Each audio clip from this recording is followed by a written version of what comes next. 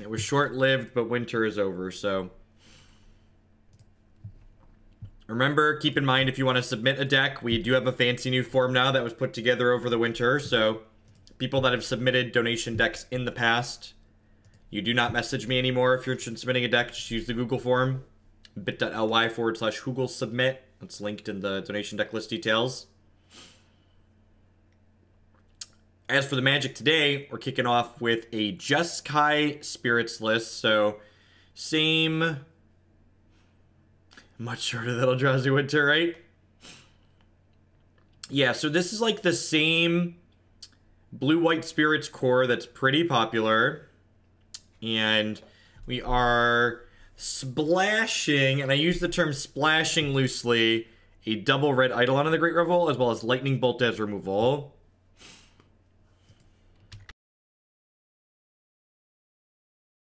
I can't Google form how much do I need to donate to get around that. Oh, Justin. Oh, Justin. We can make an exception for people with crowns, I suppose. There aren't a lot of you. It's not a lot of exceptions. I think I'm actually more excited for the fact that this archetype is... I'm not sure what is actually more impactful here. I'm not sure if it's the Eidolons that could be more impactful, or if it's the lightning bolts. Like, tempo decks just love having this little bit of reach, right? So even just a splash for bolt into the traditional or typical blue-red spirits deck, maybe I should counter that. I don't know, that could go either way. I kind of like having my pressure on the table. So I like that we get that little bit of our removal is also reach, that we're not like, you know, drawing Path to Exiles against decks where our removal spells are bad, etc., etc.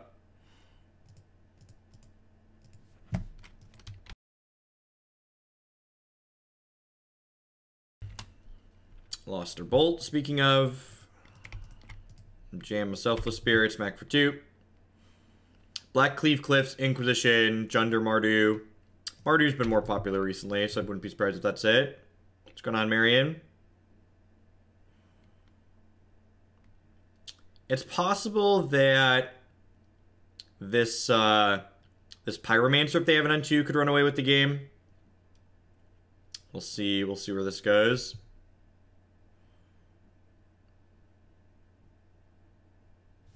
Phantasmal Images. These are a little bit awkward when we don't have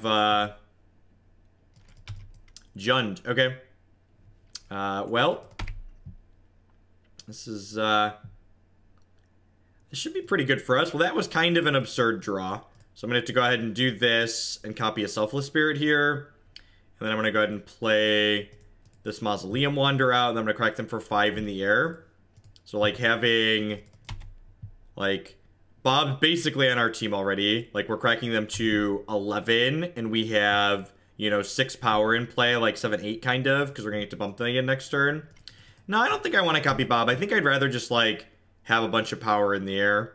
Like, they're at 11. Like, I don't really want them to be able to block this. Like, I have them 2 turn clocked here. Yeah, there's no reason to, like, Dark Confidant. And, like, the fact that I have a bunch of Selfless Spirits, like, means that they're not going to be able to destroy my entire board. Deal. See if they go up or down here. They might go up. Interesting, they did go down. Okay, so, well, we'll open the Selfless Spirit.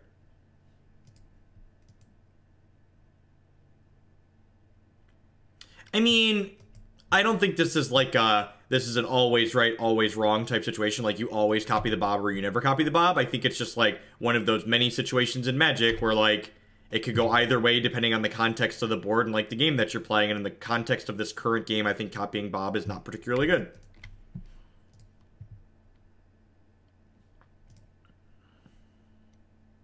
I'm going to copy Selfless Spirit again here because it just gives me the most actual power every turn.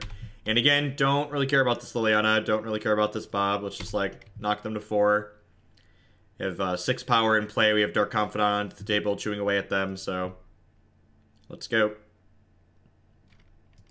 Survey says, oh, Charmergoyve. It's nice of you, Bob. Just, like, pretty prime example of, like, why I think Dark Confidant's pretty unimpressive in Modern. It's very good against the linear combo decks that aren't interacting with you, erasing your health total, but like any of the multitude of decks that are pressuring you in Modern, Dark Confidant is just so mediocre.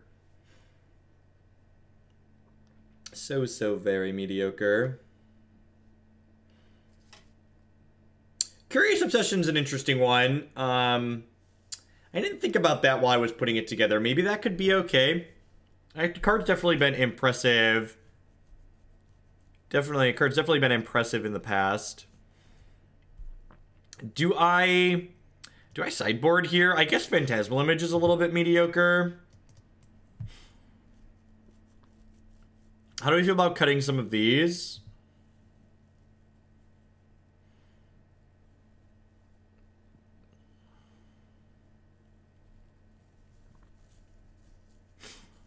Cavern of Souls is like the glue that holds this nonsense together for sure.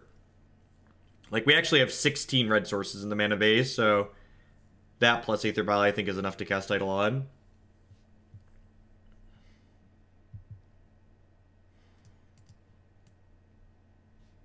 I could see an argument being made for Vapor Snags here, but I don't really know that I like any of the other cards in my sideboard. Maybe Path. I'm going to do this. Just swap these out. Phantasmal Image can be a little bit mediocre in this matchup, I think. Against any removal heavy deck. Remorseful Cleric is not good at shutting out Tarmogoyf. Tarmogoyf is both graveyards. This is Exile. This is Tormod's Crypt Spirit. It's exile cards from target player's graveyard. I think you shouldn't be boarding this card in against decks to just have Tarmogoyf. Yeah, if it was a rest in peace effect, I would agree that it would be worth bringing in.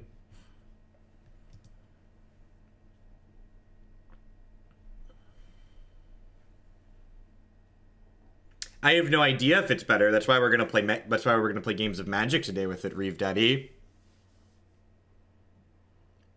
Actual practice and, like, you know, playing real games of Magic is generally the best way to learn and figure out if something is good, bad, or otherwise. So that's what we like to do around here. What's the ends? I think it's like a sigh and a keep. Turn 1 discard spell, taking my vial's gonna suck. I wonder if we're supposed to board the vials out in this matchup. I've definitely heard that logic before. Just because you want, like, higher action density, and they're like an Abrupt Decay Culligan's command deck anyways.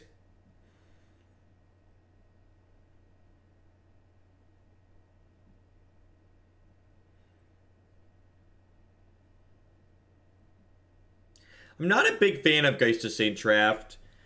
Modern is a very creature-heavy format, which means that most decks can block a 2/2, which basically makes Geist a Boros Charm that costs 3 with Suspend 1 a lot of the time, which is just, like, not a playable Magic card, really, in the context of Modern. It's not particularly good. Modern Anoronics. They have Liliana here, we could be in a little bit of trouble. Maybe I'm just supposed to board the vials out and, like, max out on some other stuff. Bring in, like, Abrades or Path to Exile, maybe. Even bring in the Remorseful Cleric, just like another 2/1 for threat density.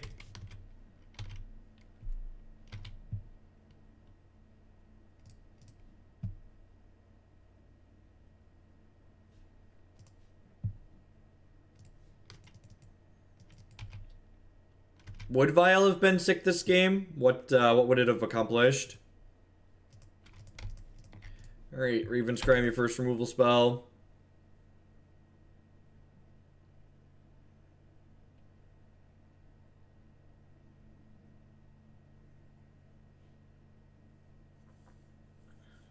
We don't really have a lot of counterplay here. We're just playing our cards out, hoping to run them out of stuff. That's definitely one of the downsides this build has, as opposed to Bant Spirits. In these 1-for-1 matchups, you know, Collected Company is just like one of the better cards you can have in your deck. And in this deck, we don't really have that option, right?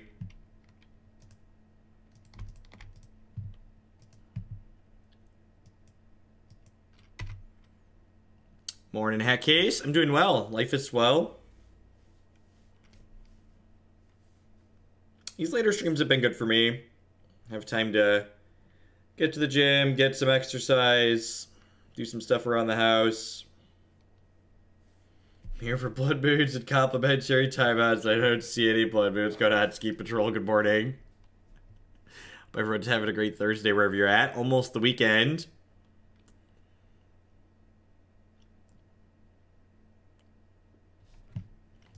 The scary thing here is that this Goyf is huge now. It's possible I should have just 2-for-1 the Goyf with the bolts. Yeah, the Path to Exile should probably be in my deck. I think I'm going to cut the Aether Vials for the next game.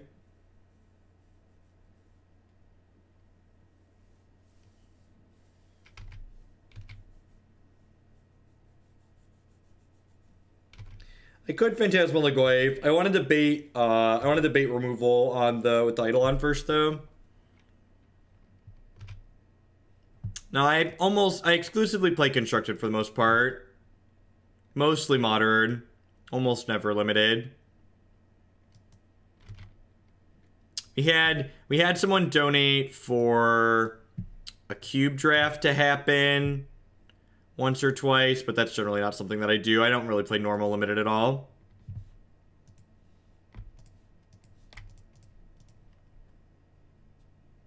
Sounds good, Frozen Kraken. I have no idea if this is better than anything else. And honestly, anybody that's telling you with certainty that they know something is better than the other ones, they probably haven't put in enough work to actually know that. Like, these cards haven't existed long enough for people to, like, put in the legwork and know with certainty that X version is better than Y version. Do I like it better? I have not played. I've played a game and a half, so no idea. Actual zero clue. Sweet, they don't have removal. Well, that's absurd for us.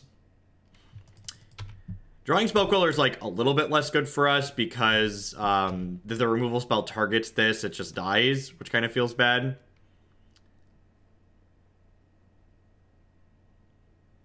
This is absurdly good for us.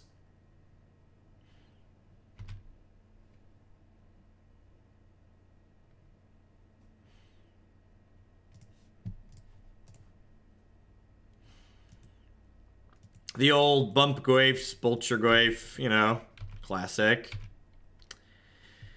If they fire this up, how is the race going for us? We go to 9, they go to 8, we go to 4, we play Spell Queller and kill them. Seems okay for us. They don't have a removal spell here, which I don't see why they would have blocked or why they would have not attacked if they had it. So I assume they're sitting on mostly nothing here. They have a K command? That's so absurd. Why would they not just...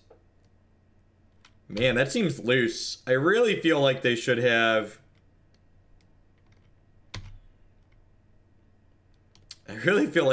just, like, killed that and made me discard and then, like, correct me for 6 last turn. Definitely put them on not having a removal spell there because of the way they sequenced. Maybe I don't know. Yeah, maybe they forgot about the image clause. That's, like, the only thing I can think of. Maybe they forgot about the image clause.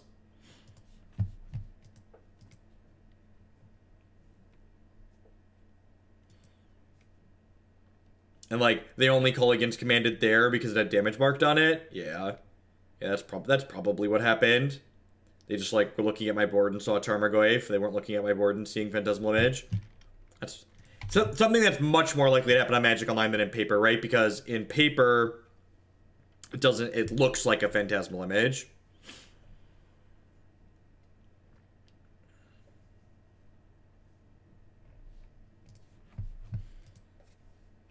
We're actually not in that good of a spot here, even if their hands are bricks, right? Because, like, we just don't race this Raging Ravine.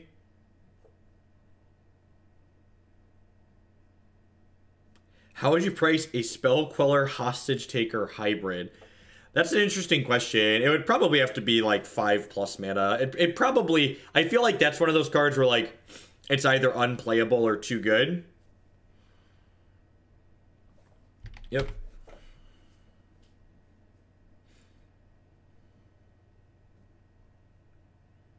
I feel like there's one mana cost where it's too good, and there's another mana cost where it's not good enough.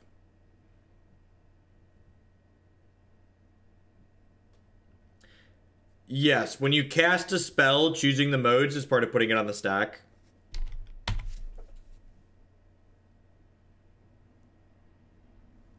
So, if you look at the formal definition for the order in which you go about casting a spell, you... Oh yeah, super dead. Alright.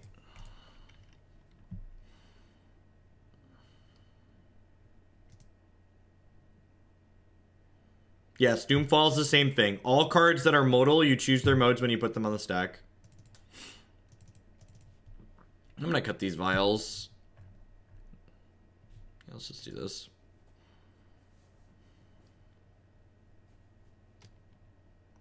No, when they recast the spell from Spell Queller, they get to re-choose the modes. They are casting the spell again, but simply skipping the pay mana cost portion of it.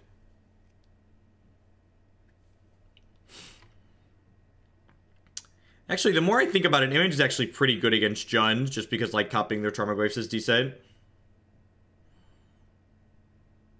It doesn't beat Dredge. Dredge is very good against fair decks.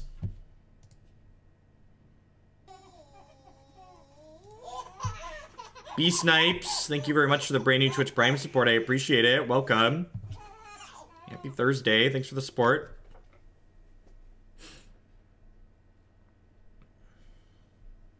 What's going on, Zach? Morning.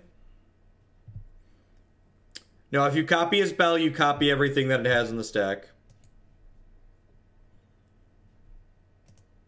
On top of that, we'll go Sacred Foundry tapped into fetch basic island, play Mausoleum Wanderer on 2.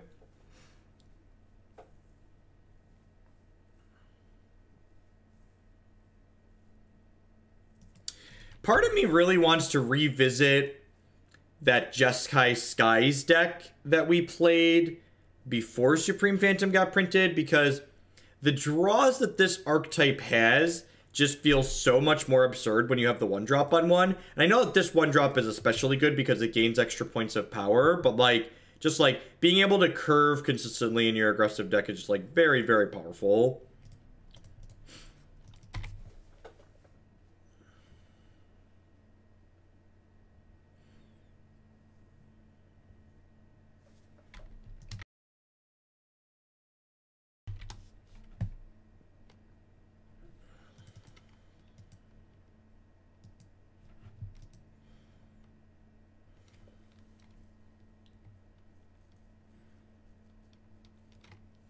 He's dead, Jim. I have a discard spell too. Vomit. That's fine. I didn't want to play Magic anyways.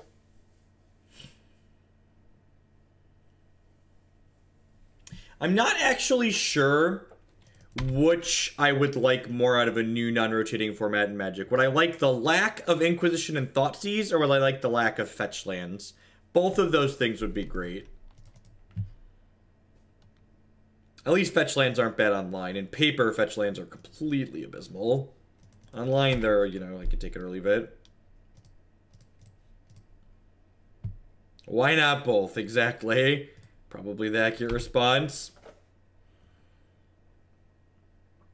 I actually really like that that's design space that Hearthstone stays away from. Just like the fact that they like never attack your hand. The last set fetches were printed in was Khans of Tarkir. That was the set that introduced the allied fetches into Modern.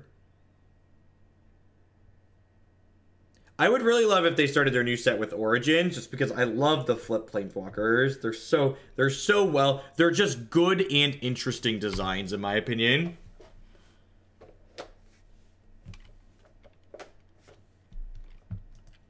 I actually have a rant on my YouTube channel. If you click on if you head on over there and click on the ranting about 1-mana discard. Basically, 1-mana discard spells I think are bad game design because they take away choices from a player. Things that are good game design are cards that encourage both players to make relevant decisions. And while discard spells like Inquisition and Thoughtseize give one side of the table a relevant decision to make. They explicitly take away choices from the other side of the table, limiting the amount of decision trees that you have in terms of your meaningful decisions for the rest of that game.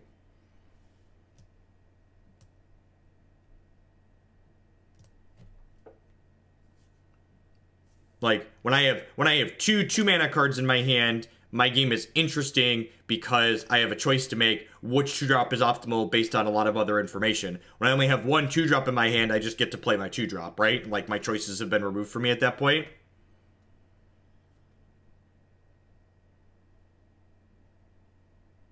To say that the opponent that goes Dark Ritual, kill you is playing more or less interactive magic than the guy. I mean, like, you don't defend something like Thoughtseize by talking about fucking Dark Ritual. Sorry, I'm gonna work on swearing less. Work in my vocabulary slowly, and reminding myself every time I do it when I catch myself. Like, you don't go, this offensive card design is fine because it's less offensive than this other card design. That's just silly. I don't think anybody in this chat is gonna reasonably defend Dark Ritual as good game design. Like, Dark Ritual is from a different era of Magic the Gathering.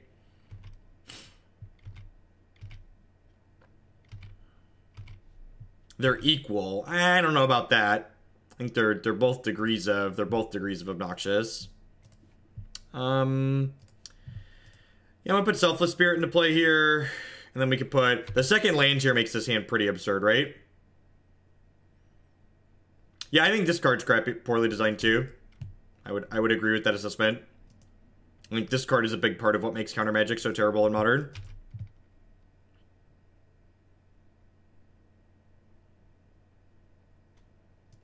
So, you definitely get to defend discard spells in Modern by saying the things that they prevent are more obnoxious than the discard spells. And I think that's true. I think the things that discard spells prevent in Modern are more obnoxious than other things in the format.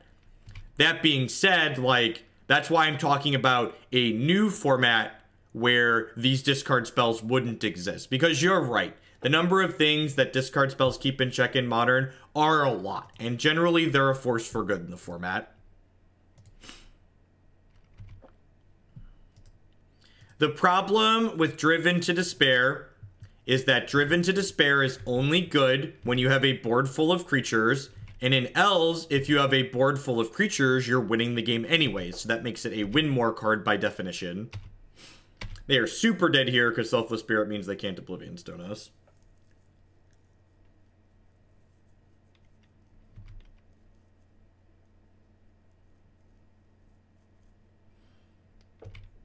I'm playing Company Court Evo decks for a while. I'm currently on Evo Evolution. I was wondering what deck has the most tempo/combo game plan combination. The Temur Kiki deck is okay. Yeah, if you're interested in like tempo combo, it's probably Temur Kiki. That deck's like solidly tier 2, tier 3, but it's competitive.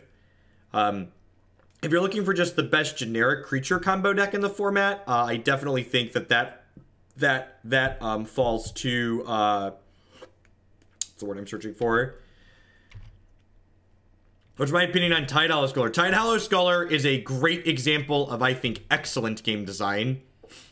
Because it has a meaningful impact on the game. Yeah, the best creature combo deck is the Devoted Company deck that we played recently, the Bat one. I think Tide Hollow Scholar is excellent game design because it is an interactive card that gives your opponent a chance to generate counterplay against it, and there's levels that go into the choices you make with your Tide Hollow Scholar that make for interesting and compelling gameplay. I will act as your non-ramp memory. Are they dead? I think they're dead, right? This is 4, 5, 6. Yeah, dead.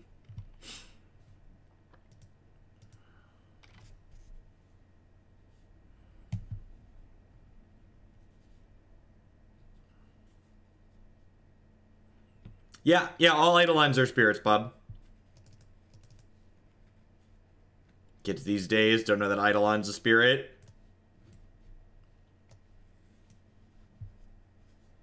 It makes individually weak cards that work well together much worse. Yeah, definitely, Percept.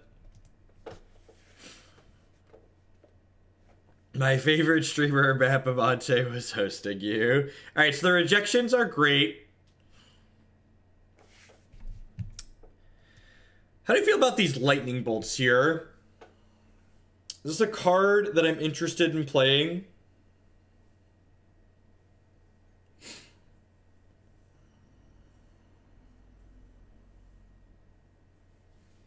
I think I'm going to trim 2 of these for the Ceremonious Rejections. The question is, do I want these Vapor Snags over the other 2 bolts? I knew this was a Spirit, Justin. I just wasn't thinking about it in the context of the Spirit deck. When you say Eidolon and Spirit, my head goes right to this one.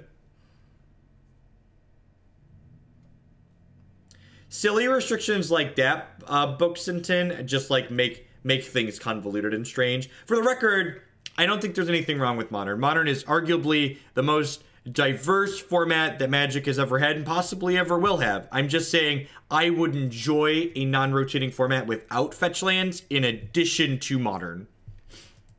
There are lots of... That was some friendly fire on Earthbound.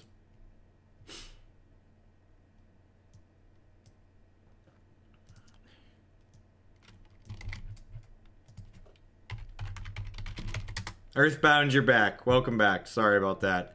I think there's a lot of reasons Modern is the most popular format, but I definitely think it would be disingenuous to say that Modern is only the most popular format because of the gameplay. I think there's a lot of things that go into the factors of like what makes a format great and enjoyable, and I think cost and card availability definitely factor into Modern in addition to the play patterns that it creates. Like something I often find myself saying about Modern is that Modern is everyone's least favorite format, or the format they love to hate the most. Like while there are a ton of people that love Modern, basically everybody hates something about it. All right, so here's the question. Can I kill them before they crack this in 2 turns? If I play this, I hit them for 4, 5, 6. And then the following turn, I hit them for 3, 4, 5, 6, 7. And then, like, a lightning bolt off the top does it. Yeah, it's weird. People want to play formats that they can get cards. They can get cards to play. It's strange. I think I'm supposed to shove here so that way if I rip a Lord, they die next turn.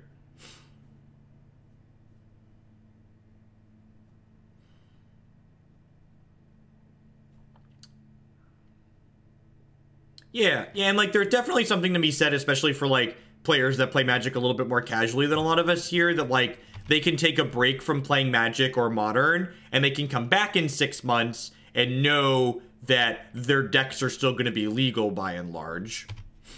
All right, so if we hit a Phantasmal Image here, we should be able to... I could have sacrificed this to counter that Spirit, but I think at this point I'm supposed to just try and kill them.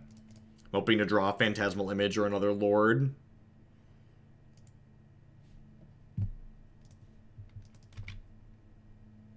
Mausoleum Wanderer. So this is 7.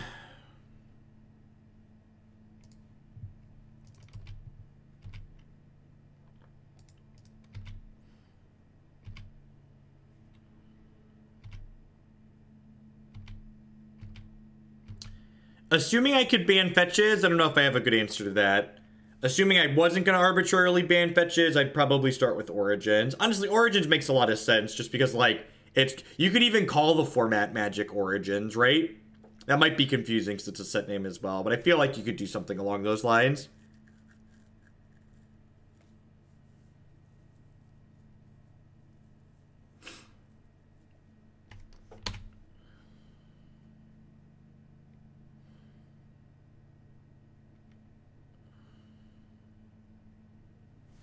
So,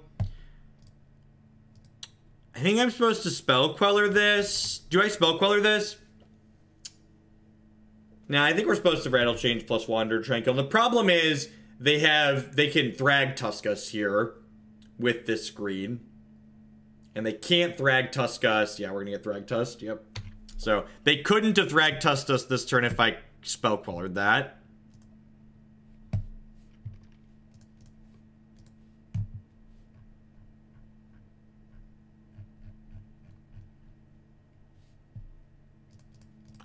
I think it's probably right to do this.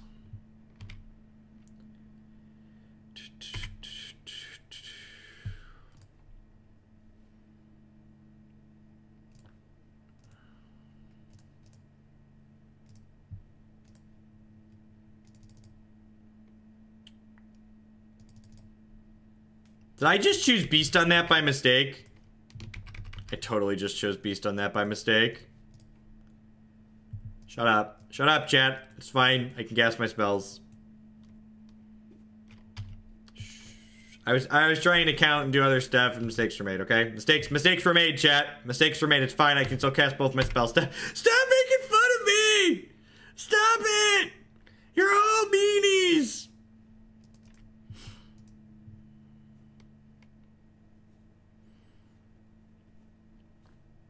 Doesn't this guy look beastly?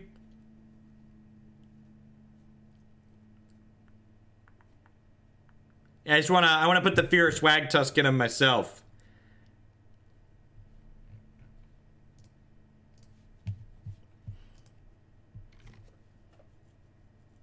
We went into beast mode, yep. Queller Eidolon's actually kind of a sweet interaction. It's a big scary.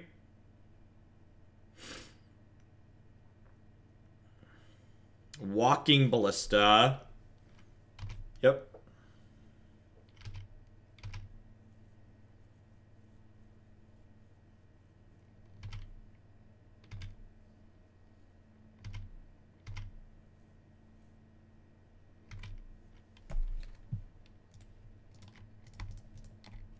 I'm gonna play this now. Yes, cards with X in their casting cost have that X in their casting cost while they are on the stack.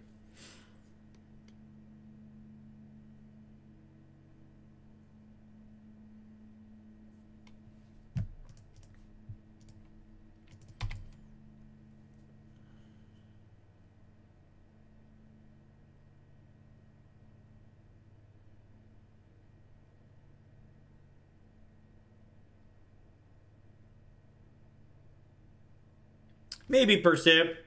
I don't know. It gets weird picking and choosing from stuff like that, though, too. In terms of, like, letting people understand what's going on and what to expect. So they have 10 mana, 11 mana, technically. This knocks them to 2, which puts them into the range of the 2 bolts that I have in my deck right now. Which is nice.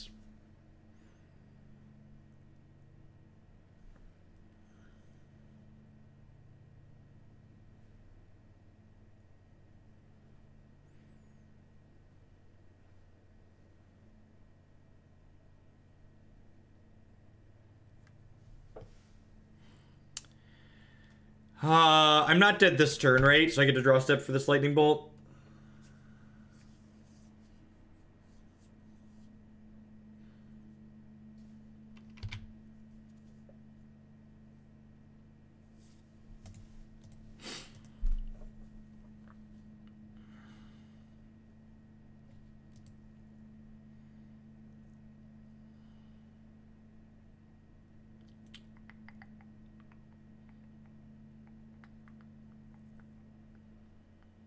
I think I'm happy with what we did there. I think this Abrade is too narrow. I know it would have been okay that game, but I think it's too narrow. But this is a very good Magic card. Super flexible. Great with Tron lands.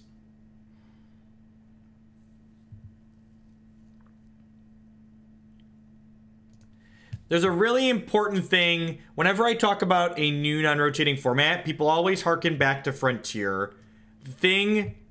The thing you need to remember about Frontier is that it had 0 official Wizards of the Coast support.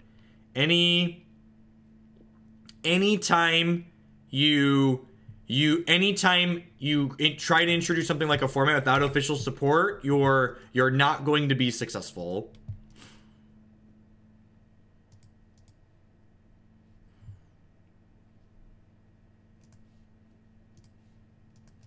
I had to get my pants dry cleaned after watching the Hardened Scales deck. I'll be sending you the bill. Thanks for the bit, Steep Flugger.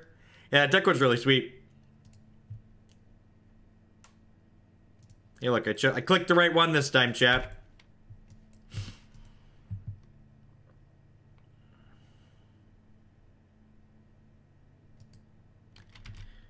I did not say... I'm just gonna time you out, actually. Take a break. It's almost like words have meaning. It's weird. I did not say that any format supported by Wizards of the Coast would automatically succeed. In fact, Brawl is a great working example of the fact that that's not true. What I said was a format without WotC support is guaranteed to fail. Unless it is an extremely casual format like EDH. Something has to have large... Remember, there's far more casual Magic players. The no ban list Modern Open had terrible attendance. In fact, I'm gonna cite a number. I like to back my stuff up with real data. It's weird. Like, check this out. I'm gonna give y'all a lesson here. SCG website. Scroll to the bottom. Coverage archives. Click it. SCG Con. Click it. Events. Look at all these events. No ban list Modern Open. Standings. How many people were in this thing? Oh, there were 207 people. There were... Just double check and make sure the round 1 standings. Just to make sure. 207 people in an open. That's a terrible tiny open. That is a very, very small turnout. Very, very small. Hogland does data. Yep. When I like to make a strong opinion that's easily validated by data, I like to bring the data up. I'm weird. I'm strange. That's strange. There was more at Minneapolis for regionals than Modern. Yep. Yes, correct. I agree. Myself included, Rixel TV. In fact, I would have gone to SCG Con if the Open had been a format I was interested in playing.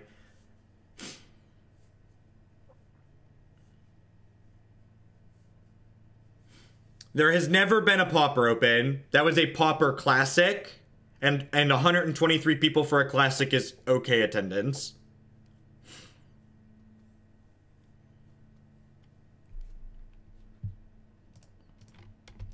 Just gonna play this now, just so I don't get got by something funky. Yes, and I was citing an example that it's a format that Wizards of the Coast doesn't support, so the attendance was terrible. That was my point. You're dead, right? Just 4, 8, 12 kill you. I'm gonna find the attack with everything button. Yeah, but EDH took off without Wizards of the Coast supporting it. Like, Wizards of the Coast definitely supports EDH now, but they're not the reason that it was successful. They just sold into it being successful. Alright, we're 1-1 with Jeskai Spirits. While we're waiting for the next match to pop, I'm just going to thank everybody for hanging out here already this morning. Got over 700 people already. My name's Jeff Hoagland. I'm a full-time streamer, memer, content producer here on Twitch. If you're enjoying my stuff, please consider subscribing to my channel. My subscribers are the wonderful people that keep me memeing here full-time. I wouldn't be able to do this without all of their wonderful support. Past that, you can also support my stuff by checking out some of my very wonderful sponsors. MTGOtraders.com. I love to buy and sell some Magic Online cards with you. And if you use code Hoagland PayPal at checkout with them, you'll save 8% on your singles orders there. Honey would love to save you some money. Honey is a free browser add-on. Ooh, the Solemn Visitor, speaking of subs. Thanks for the 3-month free subscription and welcome back. Honey is a free browser add-on that when you install it using link bit.ly/HoogleHoney, you'll be supporting my content here at no cost to yourself. What Honey does is quite excellent. It is when you're shopping online, it looks at the stuff in your shopping cart and searches online automatically for coupon codes and offers to save you money on things you're buying anyways. If it can't save you any money, it leaves you completely alone. Lisa would like to get you on your way to a better night's sleep. Christy and I have been sleeping with Lisa for the last 6 weeks now, and we truly love it. Lisa makes foam mattresses, and I don't think we'd ever go back to a traditional pillow top. You can check out links bit.ly/HoogleBedUS and bit.ly/HoogleBedCA to save $160 or more on your new mattress. Honey couldn't find me a better MTG streamer. Thank you for the biddy, Steam Flogger. I appreciate it. And of course, we'd like to welcome everyone out there to Hoaglandia. I do appreciate it. Thanks for dropping by today. There's a lot of great people making a lot of great stuff. Thanks for supporting my stuff here. Be sure to talk to your friendly neighborhood moderator about your complimentary timeout. Do you ever find yourself repeating the ad roll block to yourself/others off stream? No, not really. What blue-red storm list am I playing today? I like to defer to people who are smarter than me, so I have copy and pasted Caleb Shear's, I think it was 17th place deck list from a recent Star City. How much do I need to donate to make the status bar of the honey ad full? It's driving me crazy.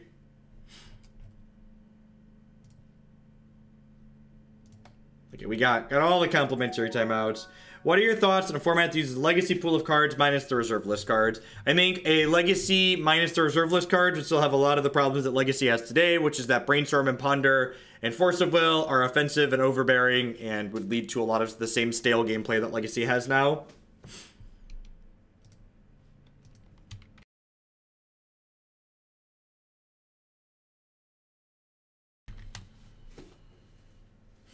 Yep, Honey works with Amazon.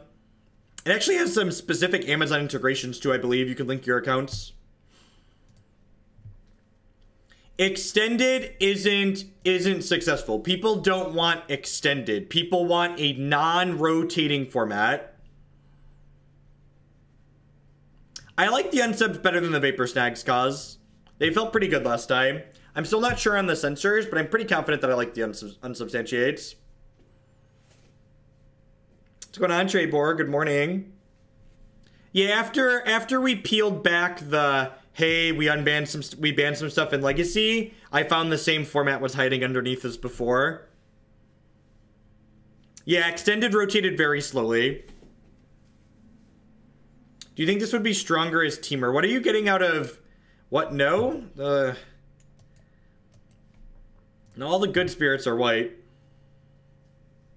Extended was long, but it did actually rotate. Well, I guess I'm keeping that.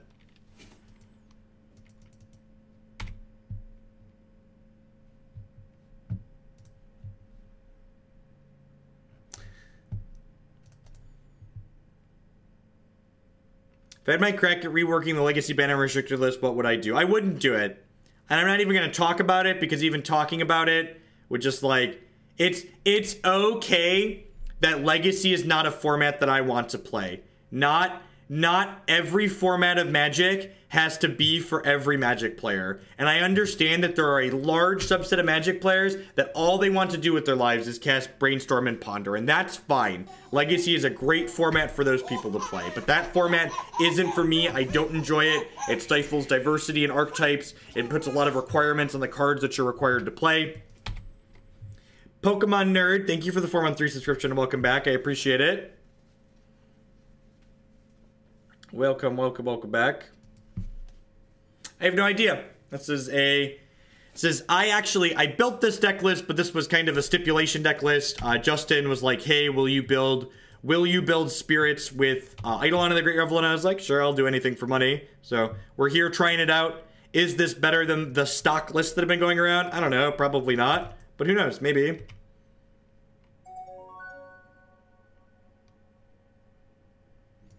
Hey, Ferdinand, thanks for checking out Honey. I appreciate the support.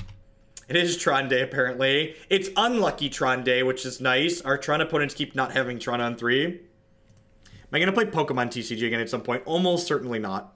The only thing that would bring me to playing Pokemon TCG is if, 1, their Twitch presence suddenly became huge, or B, if maybe they added some competitive stuff. But, like, the support for Pokemon TCG is actually absurdly small in relation to how popular the game is.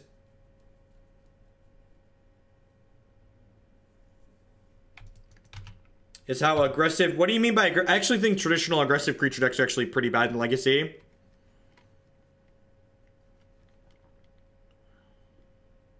Yeah, right? We're going to use up all the Tron players before we get to Storm, chat. Okay, here's the question. Do I put this... I almost don't want to put this into play, because, like, we're probably dead, right?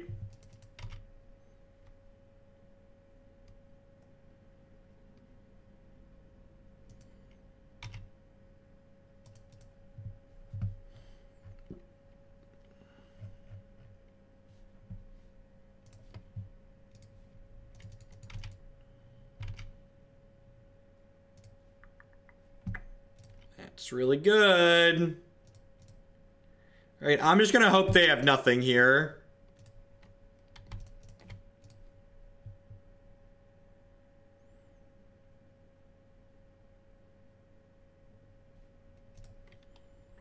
Alright, if they have Stone Nothing, we get to kill them, like, next turn, right? 2 turns? Close. Something. Is that what you said? You were saying the aggressive decks are bad? How awful aggressive creature decks are. Yeah, I agree with that assessment. I agree with that assessment.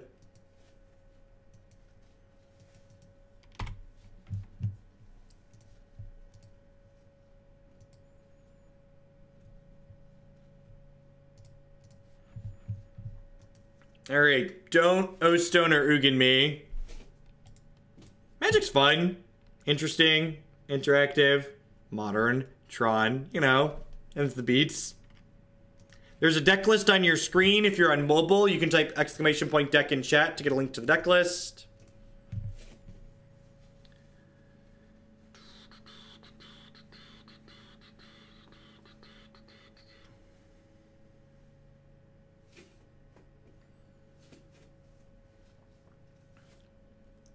I really wish it would become the norm among some of the other popular streamers to, like, use Stream Decker and, like, give deck list accessibility to people. It's tough for me to blame new people that come in too much, because they've definitely been conditioned by a lot of other large streamers that, like, the information isn't there and they have to ask questions like that.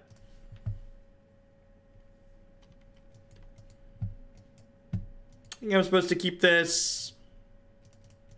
We're not playing Aether Vial to mulligan it, right?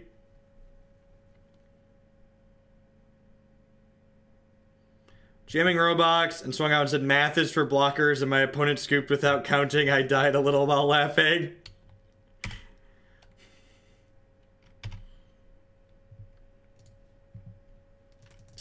Whelp.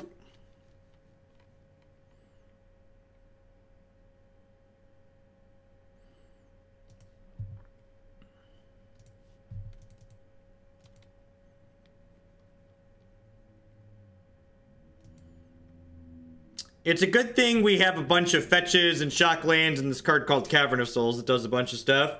Stream Decker is completely free to use. Costs you $0. That's exactly where this bolt is going. Upstairs.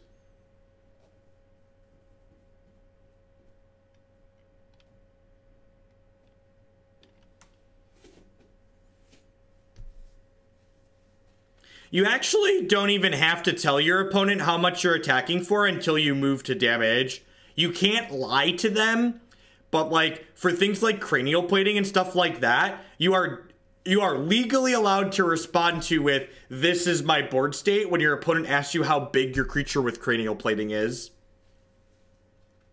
I remember being a young grinder and being a giant dick, and people asking me how big my Tarmogoyf for Knight of the Reliquary was, and I just hand them my graveyard in response. And while that's definitely a dick move, I definitely won games where I handed my opponent my graveyard and they counted my lands, and they miscounted and then made a bad block, and my knight was favorable inside of combat because they were sloppy. So, you are not allowed to lie to your opponents. Lying to your opponents is cheating. But you are allowed to not give them derived information for free. Derived information are things like, how big is my Knight of the Reliquary? How big is my Tarmogoyf?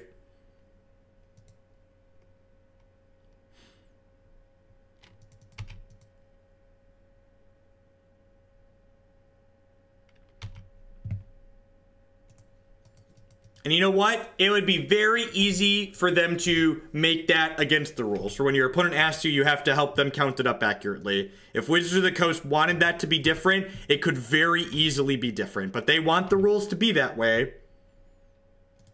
So, here's the thing. I think anybody that attaches their morality to playing a game by the rules, like in a children's card game that we have both sat down, or all of us if we're playing multiplayer, that have agreed to play by the rules define the morality of the game. Damn it, I chose Spirit and not Illusion because I was ranting. Alright, we're gonna move on to the next one. To tell someone that making them play the game by the rules makes you a bad person or is immoral, like, that's absurd to me. People aren't living and dying or like their lives aren't being impacted by this match of magic.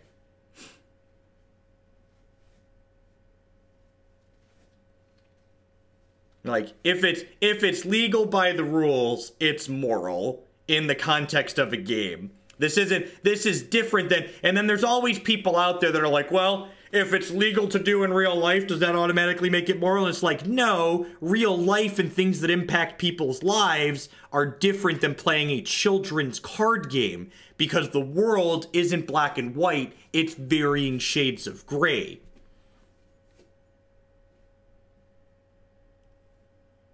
So legal in real life definitely does not equate to moral, but legal in the children's card game that we've all sat down and agreed to play by the rules, that's the morality.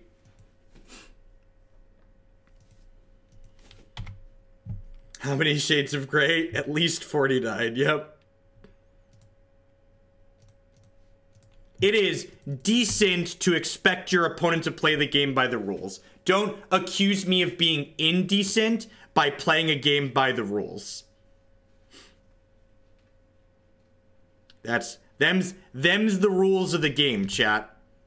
This is a game that you're playing for fun as a hobby. Telling me I'm indecent?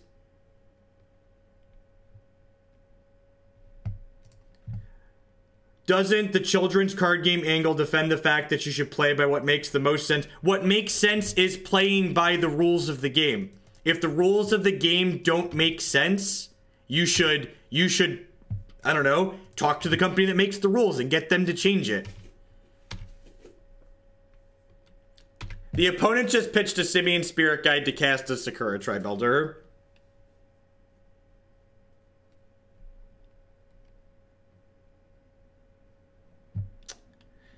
I think I'd rather have Selfless Spirit here because it deals more damage.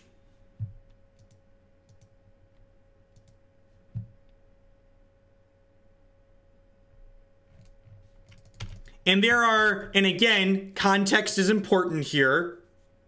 If you are playing Magic the Gathering with a small child at FNM during a regular rules REL tournament, that's different than expecting someone to play the game by the rules at a Grand Prix or a Star City Open, a tournament where people have traveled and set up to play all day and paid a fairly sizable entry fee to play in. So context is important here. The things I am talking about in the context that I am speaking from is the context of let's play the game at competitive REL by the rules. Obviously, at your local game store, at FNM, where it's regular REL for a reason. What's your stance on DQing children at FNM for flipping a coin? Whew! That's a tough one. I feel like they're legally obligated to do that. I think it sucks, but I feel like they're legally obligated to do that. And if you're worried about kids doing it, you need to announce it aggressively that that's against the rules.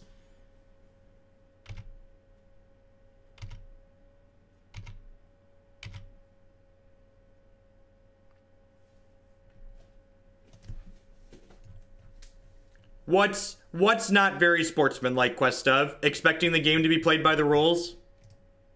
Or expecting the game to be played... The rules are different at different RELs. Different RELs exist for a reason.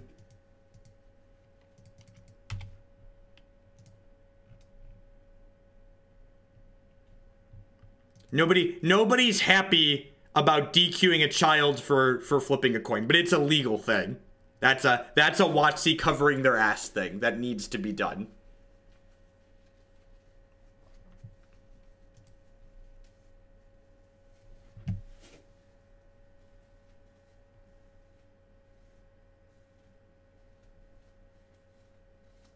Yep. And actually, it's funny because some other card games, the appropriate rules are you're supposed to flip a coin when you get to a match that it's gonna draw.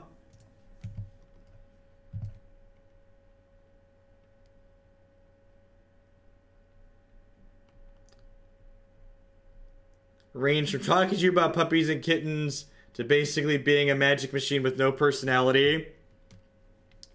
That's rough.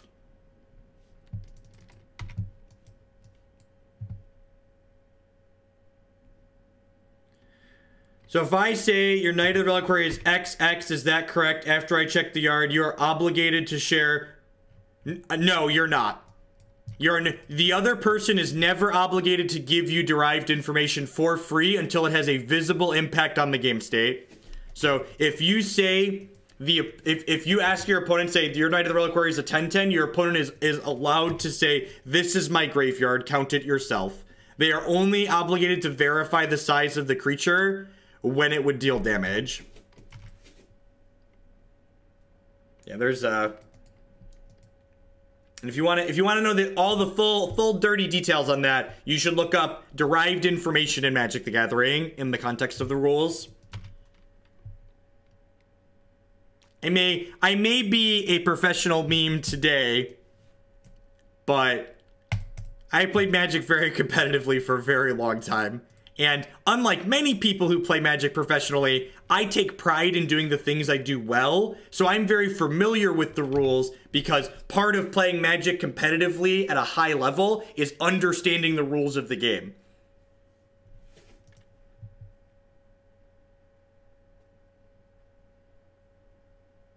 No, you only have to announce prowess triggers when you move to damage, which is a rule I hate.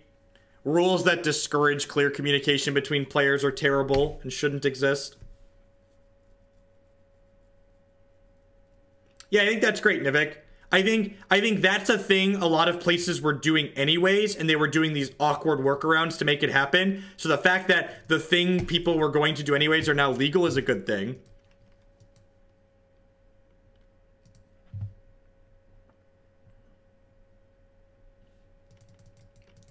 I believe so, Gengar, but it depends on context for sure. That would be a judge question. That's a judgment thing. If I could ever consider being a judge, I would be very good at being a judge. I wouldn't enjoy being a judge though, and the amount of money judges get paid isn't worthwhile if you don't enjoy doing it. So it's not something that I would do. The worst part of this account is having to remember the password once a month, Teresa. Thank you, Wannabe Beetle, for throwing me your prime again. I appreciate it.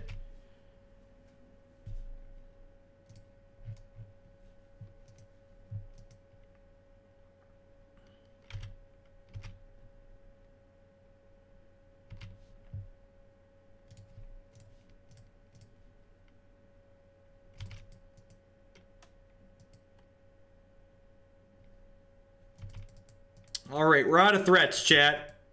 We're out of threats.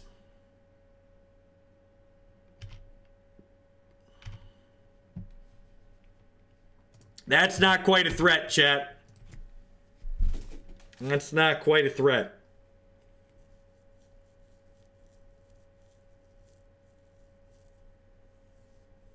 Yes, if judges average the amount of money they make, it would probably be lower than minimum wage most of the time. Opponent, stop interacting with me, opponent. Ooh, that's a great one for us.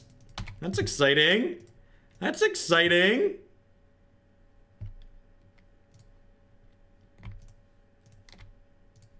And I'm not going to hold up Spell Queller this turn because they have to pay for their Summoner's Pact anyways.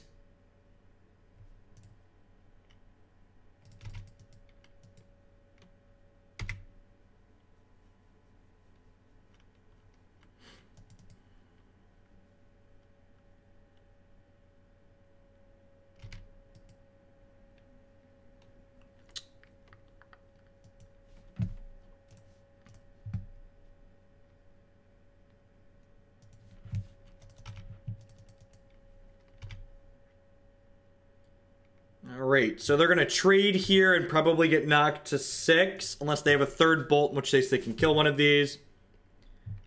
Prowess does not require an announcement. You are only required to acknowledge prowess when you move to damage.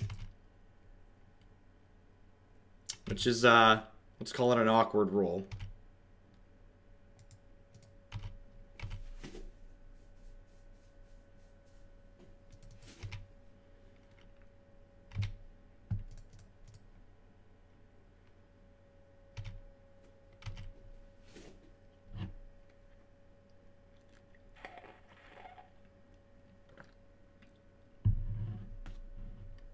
Yes, if you want to respond to a prowess trigger, you have to indicate that prowess trigger for your opponent. If your opponent has a prowess trigger and you want to respond to it, you basically have to go, in response to your prowess trigger, I'm doing X.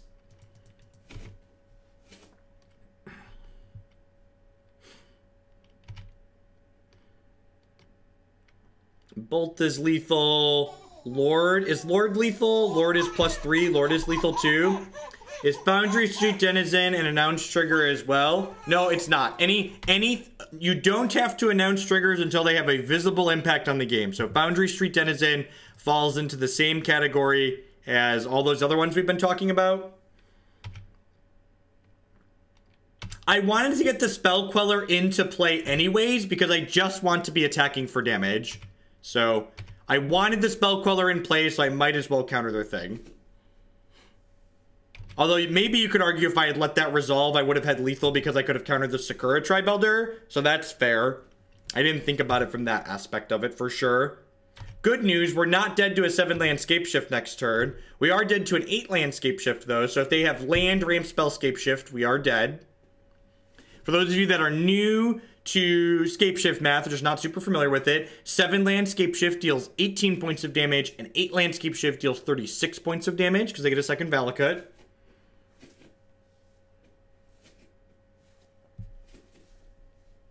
Yes, yeah, if your opponent has a creature with prowess in play and they don't acknowledge prowess when they cast a spell and you want to do something in response to their prowess trigger, you need to verbally indicate that you're doing something in response to the prowess trigger. Which is why I disliked that rule and I was very vocal when they changed that rule. Because it discourages players from communicating clearly.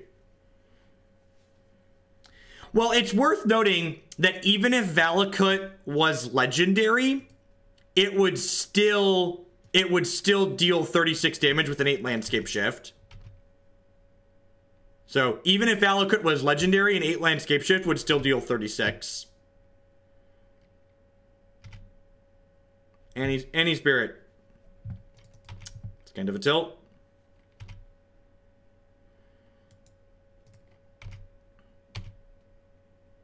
Sure, that's ideal, Earthbound, but there is an advantage to be gained by things not being clear for you. And the rules allow you to be intentionally unclear in certain situations. And those rules are bad, and ideally they should be changed. But if you are a competitive-minded player who's playing a tournament that you've paid an entry fee for, that you care about the result of, you should take every advantage possible to you.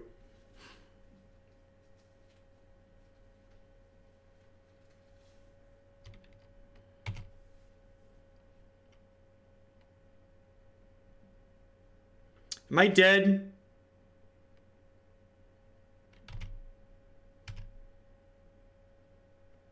If they have a mountain in their hand, I'm dead.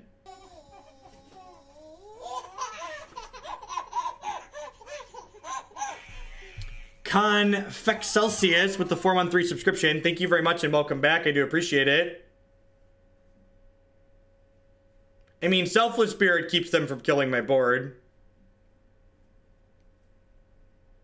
They need a mountain in hand. Yeah, they must have a mountain. This is going to deal 9. I'm going to take 5 down to 15 for 15 total, and then they're going to play a mountain and kill me.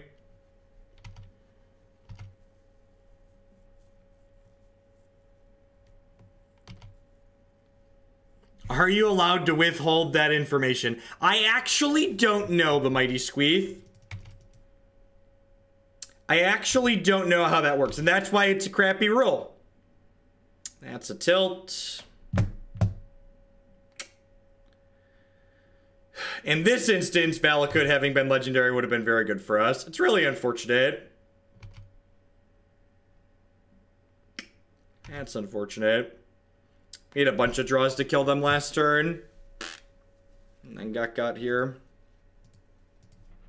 Any of these would have been lethal. Just like 12 lethal draws that are on top of our deck. Alright, we're on the play for the last one. Hopefully we have a good one to run them down. Slow and steady here. I'm gonna keep this. Trips Wanderer on the play. It's hard to pass up, especially with a little bit of reach. Obviously, I'd like to draw a white source, but this hand is functional without one.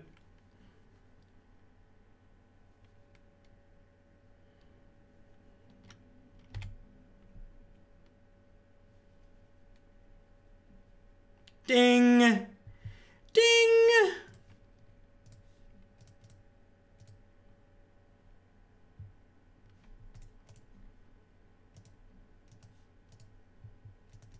Vendamind brought imagery points. What if your opponent casts 2 spells with Reveler in play?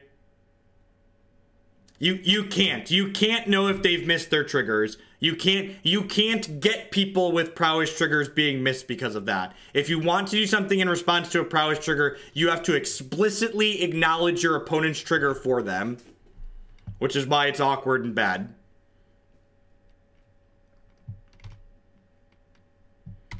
Alright, so we're gonna crack him for 6 here. Lord. Okay, just Selfless Spirit here. We crack them for 6, they go to 10, and then Bolt is lethal next turn. It's just like turn 4 lethal, God bless. No, you are not obligated to acknowledge prowess triggers until you go to deal damage.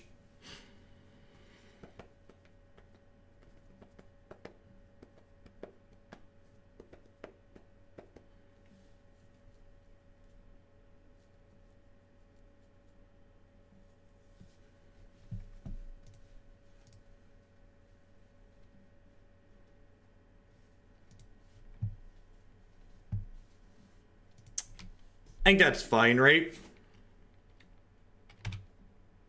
I'm gonna say that's fine.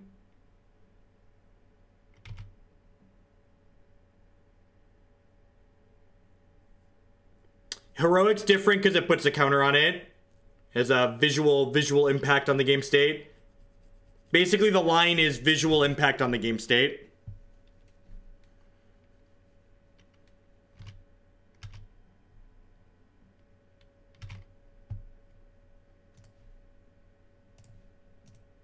Well, the fact that they fetched there means they're dead to this bolt, right? Unless they have another bolt themselves. Because this image is going to enter as a spirit. Which is going to make these hit for 6. But definitely should not have fetched here. Unless they have a second bolt. They could have a second bolt here. I'm definitely copying Mausoleum Wanderer here because I want to stop through the breach next turn. How does prowess work with banding? Oh no, stop it. I am not a judge. I only know things that are relevant to tournament play. Don't ask me how two-headed giant works, I have no idea. Actually, that's the answer why I could never be a judge, even if I wanted to. I have zero desire to learn how two-headed giant works. All those convoluted rules.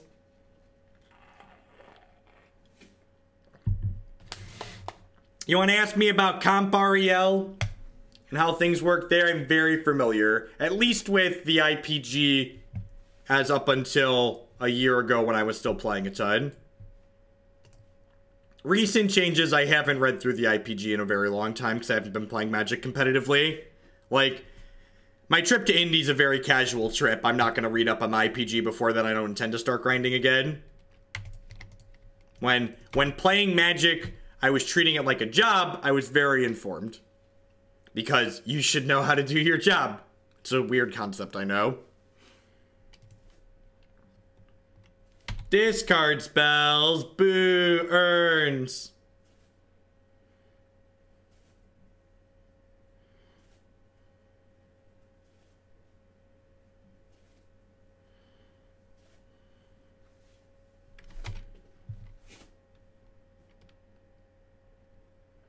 The most surprising game loss / warning you've ever gotten or seen someone get. Yeah, I don't know. Most of the game losses are there for a reason. I do know that I am absurdly lucky with deck checks. And every time almost every time I get a game loss during a deck check, my opponent also gets a game loss for some reason. And then they cancel each other out and we get to play a match of Magic anyways. It's quite great.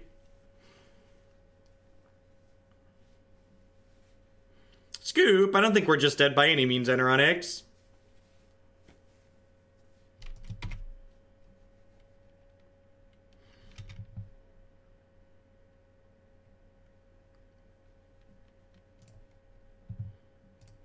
Ooh, piece of candy.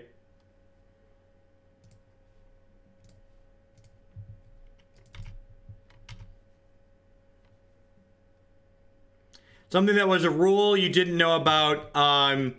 During my third SCG Open ever, 2 players at a table next to me one of the players had a question about a rule, and there wasn't a judge immediately available. So I answered the question. I answered the rules question, and that player's opponent wasn't happy that I answered the rules question because you're not allowed to do that. That's against the rules. You shouldn't intervene in a match that you're not a part of if you're not a judge. So I was given a match loss for that. Eidolon is a spirit. What if we didn't do that? And you know what? I deserved that match loss. I broke the rules, and the punishment for breaking that rule was a match loss. And I never did that again. Alex J. Brown, thank you very much for the brand new Twitch Prime support. I know there's a lot of great people making a lot of great stuff on Twitch right now. Thanks for supporting mine this month. It is against the rules to interfere with a match you are not a part of, which includes giving outside assistance. What I did was outside assistance. That is, by the like textbook definition of it. As someone who understands how the rules work now, I wasn't familiar with the rules then, and the match loss that I got for that was the correct ruling and should have happened. Yes, you can ask 2 players at competitive REL to pause their match while you call a judge. I think I just want to bring in... Do I want all this removal? I feel like I don't want the vials. Actually, Phantasmal Image is pretty good here, right? Because I can copy Bedlam Revelers. That's actually kind of absurd. I want to copy Bedlam Revelers. Yeah, all right, let's run it. No, it is not against the rules. You, in fact, are encouraged to call a judge.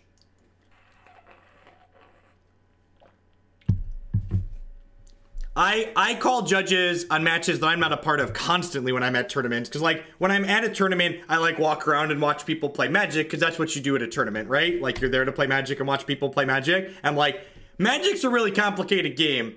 And people miss things and do things incorrectly constantly.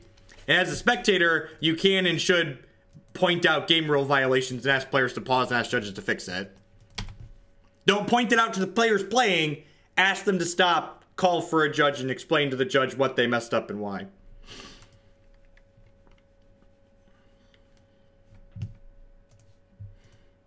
If you point it out directly to them, you're going to get that very sad match loss I just talked about a second ago. Correct. You cannot pause a match at Professional REL. That is correct. Fortunately for everybody here, most of us aren't playing Professional REL. Professional REL is exclusively Pro Tours and Day 2 of Grand Prix.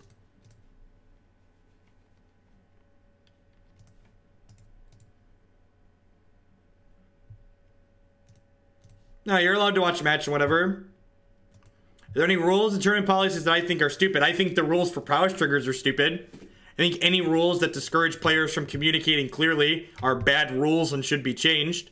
That being said, if you're a competitive player, you can and should use every rule like that to your advantage to win matches of Magic, because it is legal. If you are giving yourself the best possible chance to win, you should do everything within your power that is legal in the rules of the game.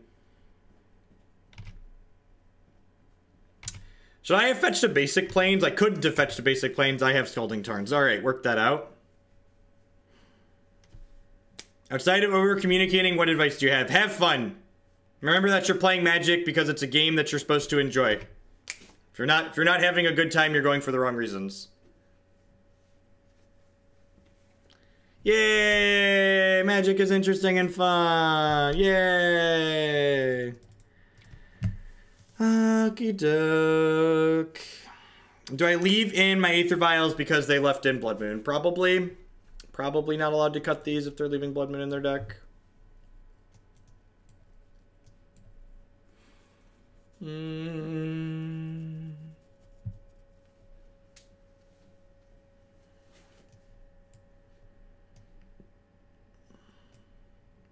gonna cut a couple Rattlechains actually because they line up pretty poorly against Lingering Souls. I want a story time about a tournament. I don't know if I have any good ones. They had Lingering Souls in their discard pile, is why I conceded.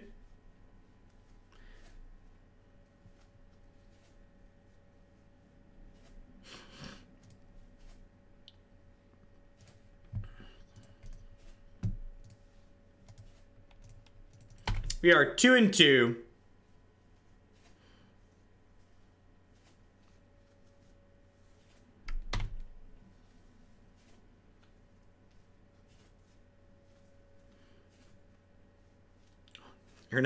You're not wrong, Skip Dash.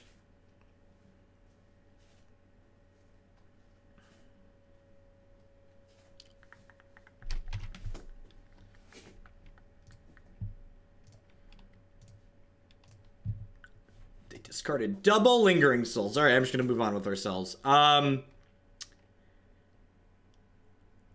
So, Jeskai Spirits. While Lightning Bolt is a kind of okay addition to the deck, like tempo decks like having Reach, giving up Collected Company is a big deal. Like, Collected Company is the card that allows this style of archetype to really generate card advantage against the fair decks. And it's very, very possible that without Collected Company, I should have included some amount of Curious Obsessions in the deck. I definitely feel like the way I built this, I didn't have enough sources of card advantage without that lack of Collected Company to pull me back in to those games where I'm getting 1-for-1. So I think if I wanted to explore this more, I would definitely do so by probably like working like 3 or so Curious Obsessions into the main, maybe even the full 4. I don't know what I'd cut offhand. I'd have to put some thought into it. It's probably the Phantasmal Images. Because you discarded double Lingering Souls and I double mulliganed Confusion, so I was just like never keeping up. I had 2 2-1s in my hand that could just never attack through. Alright, we're gonna move right along.